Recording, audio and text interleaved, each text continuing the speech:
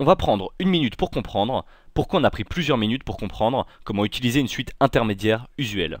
C'est parti pour la synthèse. Ce sont des énoncés où on a une suite définie par récurrence, premier terme et relation fonctionnelle entre un plus 1 et un. Et on nous fournit une suite Vn, elle-même exprimée en fonction de un. Vn n'est pas n'importe quelle suite, c'est une suite connue du cours, soit arithmétique, soit géométrique. Mais il reste à le prouver. Arithmétique, on calcule donc Vn plus 1 moins Vn. Géométrique, on essaie d'exprimer Vn plus 1 en fonction de Vn.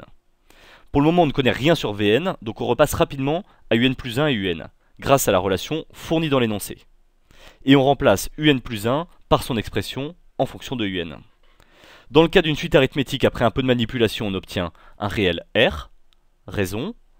Dans le cas d'une suite géométrique, on factorise ce qui nous paraît pertinent, afin de revenir à Vn en faisant apparaître son expression. On est ainsi ramené dans le cadre du cours, qui nous fournit le terme général d'une suite arithmétique ou le terme général d'une suite géométrique.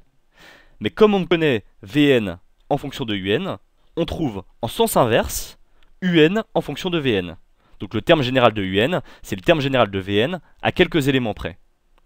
En s'appuyant sur la limite de Vn qui est donnée dans le cours, pour rappel, une suite arithmétique tend vers plus l'infini revient à dire qu'elle a une raison positive, sinon c'est moins l'infini, si c'est une raison négative.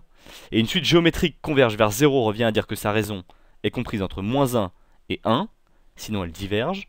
On obtient là encore la limite de un, puisque un c'est Vn à quelques éléments près. Là encore c'est du grand classique, c'est le démarrage de la partie 1 le plus important. Et si vous avez clairement la méthode et votre objectif en tête, le reste suivra. Et la vie est belle.